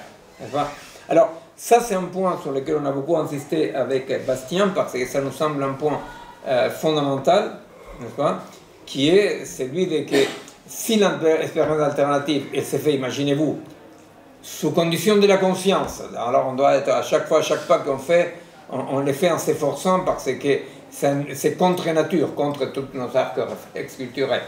Et si en plus on le fait dans la tristesse de qu'il y en a un commissaire politique qui sait où elle est haut, où elle est bas, et qu'en plus dans la tristesse de qu'on s'épuise et que quand même les problèmes continuent. Et alors c'est là où les changements de paradigme impliquent effectivement de penser des expériences alternatives, non pas comme ce qui est l'instrument pour résoudre un problème et trouver une solution, sinon comme le déploiement des modes de vie autres. Et c'est pour ça qu'on dit, bon, mais c'est pas le tout. Non, il faut quand même assumer l'affrontement, il faut assumer les rapports de force.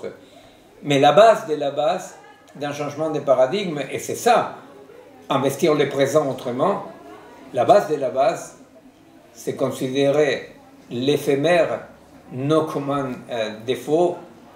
Et là, juste ce que Pedro avait dit à Buenos Aires, dans une réunion qu'on avait fait très grande, comme ça, avec des gens qui étaient dans le monde de l'art, du monde de l'activisme social, etc., etc. Il y a j'ai raconté ça vendredi, excusez-moi, c'est que... il y a un commandant, un ex-commandant de l'RP, qui est l'armée à laquelle j'appartenais, des guérillas que j'appartenais, qui dit de toute façon, je sais que je vais mourir à moitié du chemin. Et ça, c'est la pensée de la tristesse. N'est-ce pas? Parce que l'idée de dire je mourrai à moitié du chemin, c'est très héroïque, c'est Moïse ne rentre pas dans la terre promise, c'est génial. Mais simplement, ça peut t'arriver pire, tu vois. À vrai dire, tu peux clamser, pas seulement à moitié du chemin, mais tu peux clamser avec un retour en arrière pire que quand tu as commencé ton chemin, tu vois. Alors, à ces petits jeux-là, c'est une horreur, vous imaginez. C'est-à-dire, très concrètement, je peux vous dire que, pour ceux que je connais, l'Uruguay et l'Argentine, si on compare l'Uruguay et l'Argentine, après, combien, quoi, 60 ans de guerre, de lutte populaire, eh bien, il y a 60 ans, l'Uruguay et l'Argentine, d'un point de vue social, d'un point de vue de la vie, était beaucoup mieux qu'aujourd'hui. Vous voyez? Alors, là, le commandant Pedro, pas seulement il va mourir à la moitié du chemin, il va mourir dans un schéma rétrospectif avant.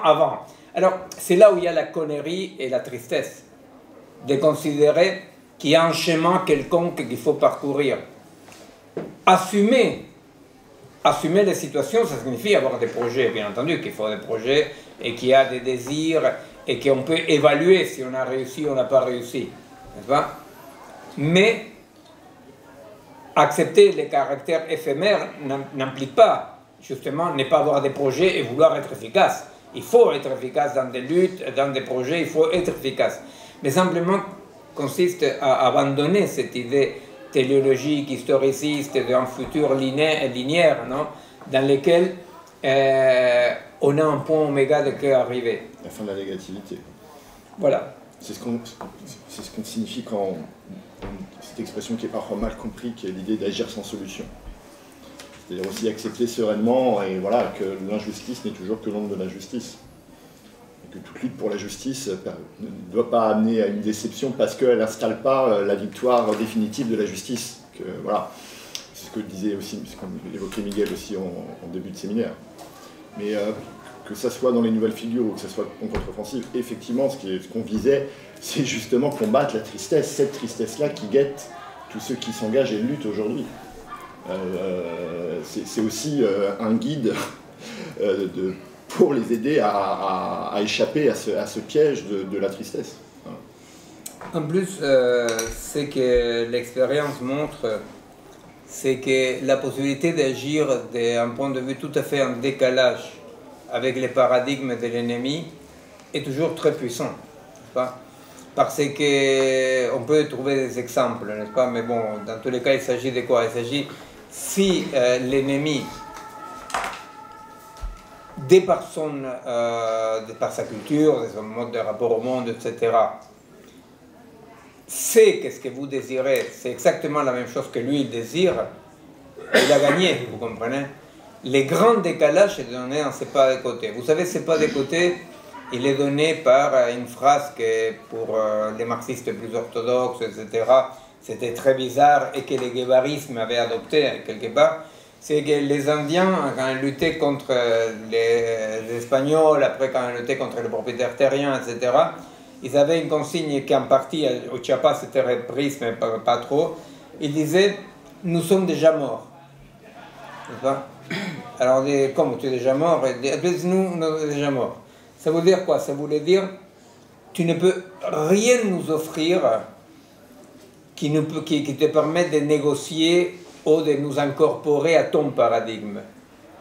Et nous sommes déjà morts, bon, c'est pas qu'ils étaient peut-être un peu hegeliens, les Indiens, parce qu'effectivement, c'est de dire, bah, l'esclave est celui qui préfère sa vie à la liberté, n'est-ce pas? C'est-à-dire que c'est une version quand même, non? C'est une version, mais dans tous les cas, c'était très intéressant parce que ça donnait une sorte de vent de panique dans les troupes coloniales et dans la répression, non?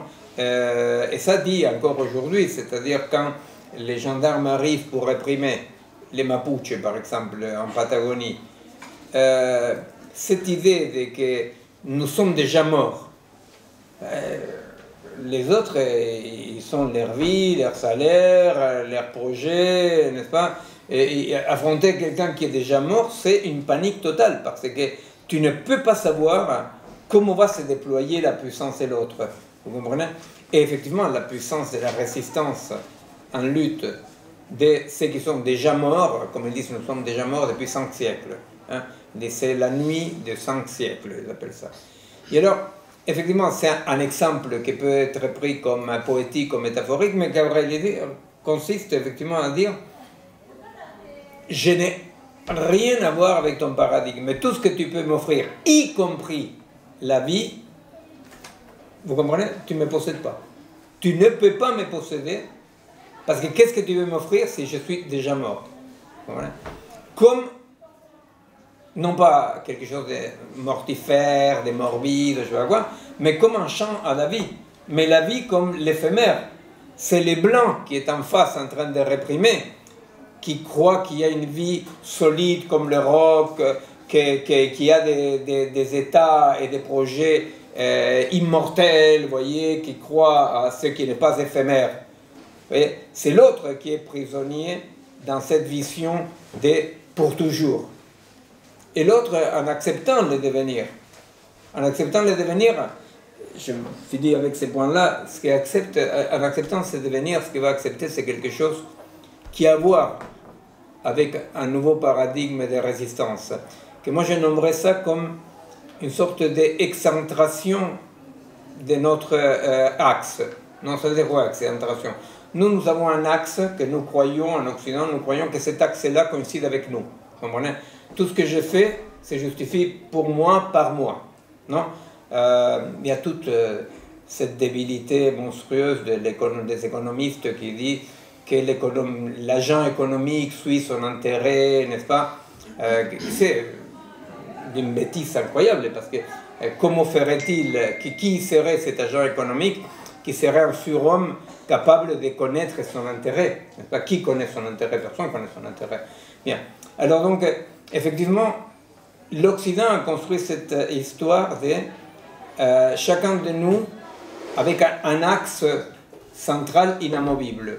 Non? Je suis mon propre axe.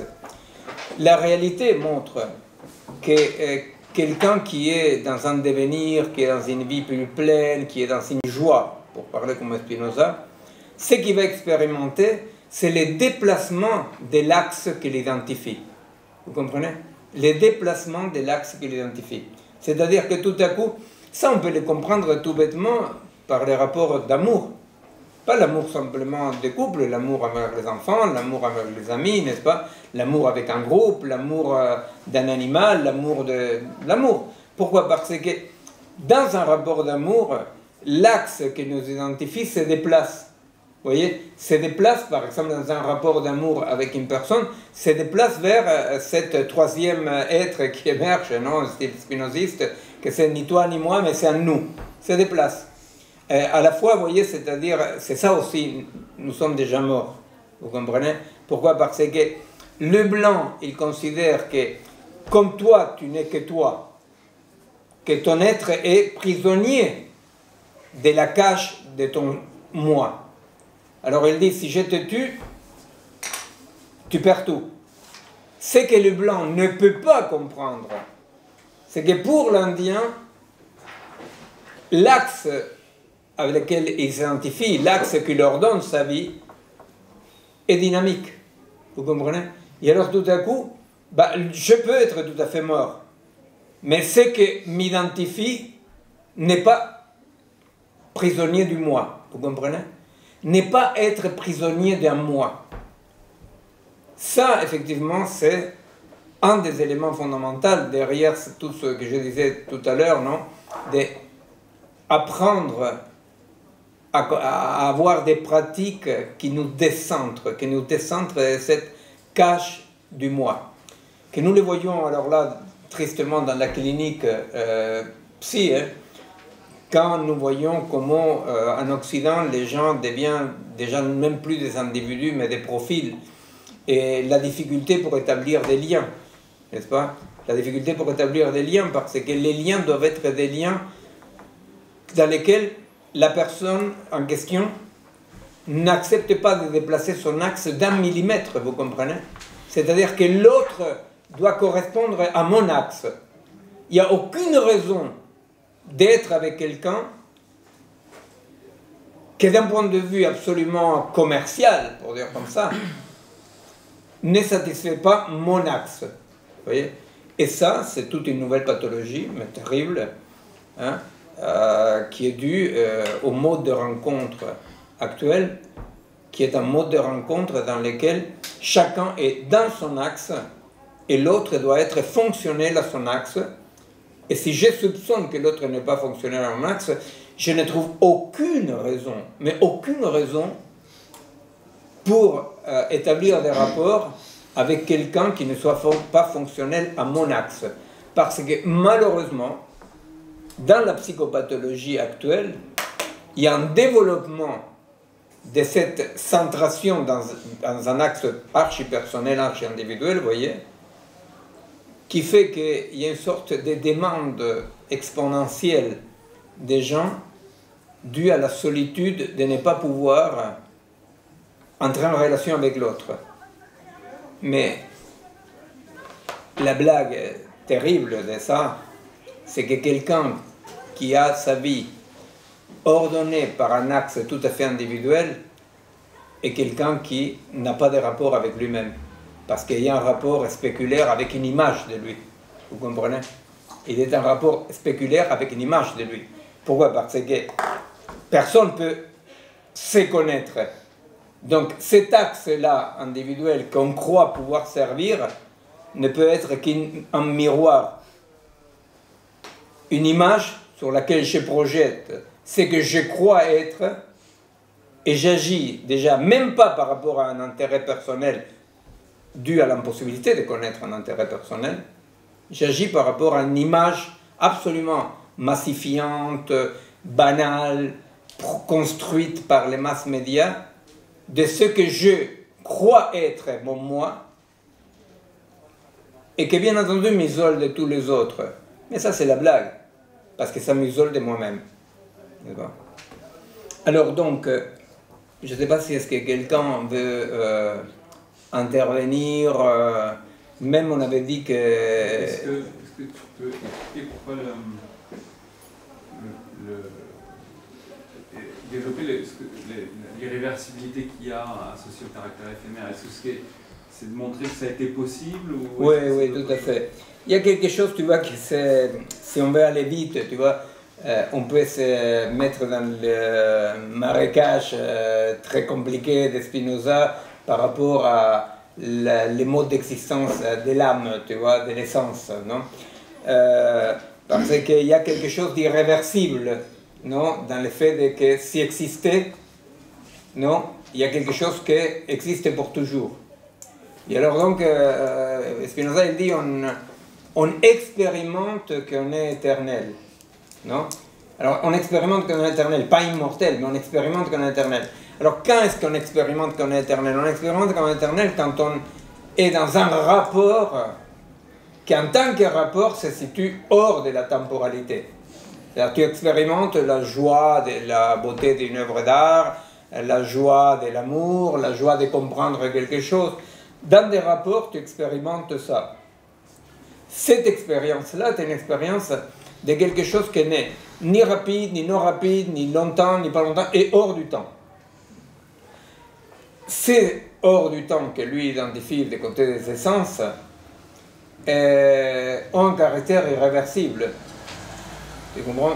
Irréversible dans le sens que c'est impossible. C'est impossible, quelque chose qui est possible. Non? Et ces possibles-là, une fois que, pour dire comme ça, passe à l'existence, qui existe, établit un c'est possible, qui Deleuze d'une façon beaucoup plus banale et plus claire, juste assimile à la jurisprudence. Tu vois?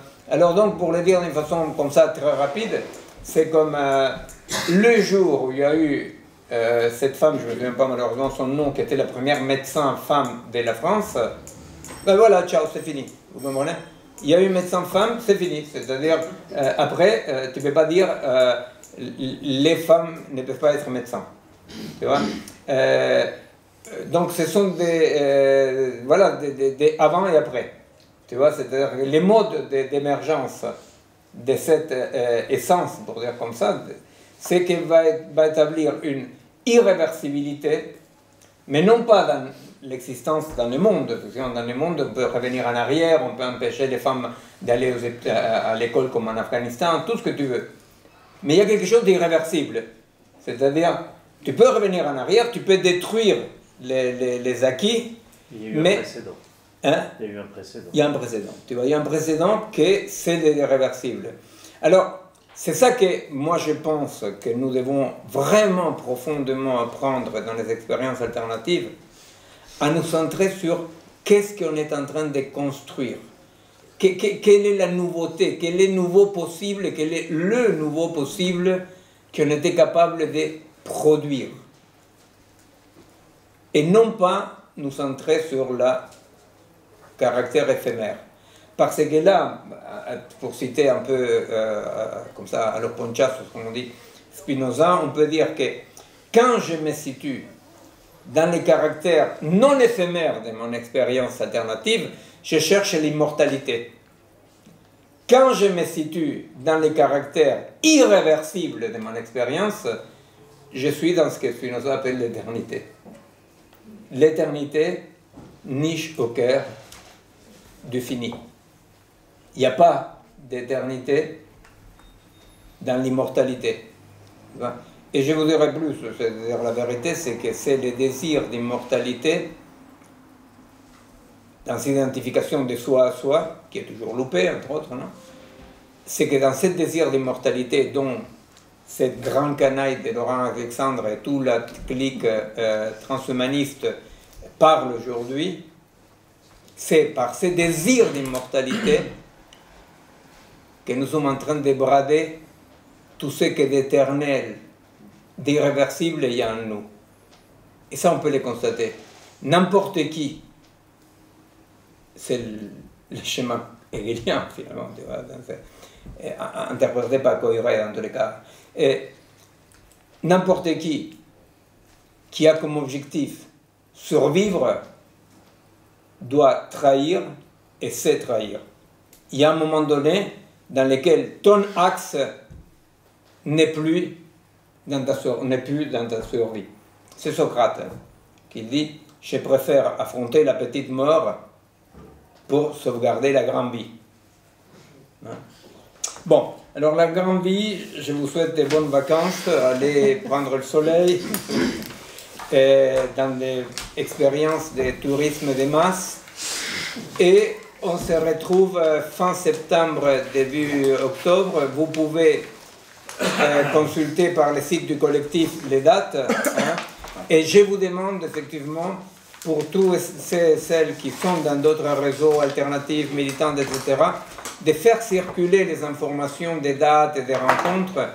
Et à Corbeil, notre expérience tout à fait éphémère et irréversible, les samedis 22 juin, dans la MJC de Corbeil, à 16h, il y a une rencontre auquel vous êtes toutes et tous invités, à 16h à la MJC de Corbeil, dans laquelle, effectivement, on parlera, au cœur de cette expérience un peu méga, on parlera de ces expériences alternatives. Voilà. On mettra les dates. On mettra les dates dans le site du collectif et on va les faire parvenir à ceux qui sont dans la liste. Pour les gens qui nous suivent par YouTube, je rappelle que vous pouvez poser des questions, intervenir en écrivant au site du collectif, mais aussi les gens qui nous suivent pour YouTube, si vous vous inscrivez au site du collectif, ça ne nous engage à rien. Simplement, vous pourrez recevoir les informations des dates, etc. Voilà.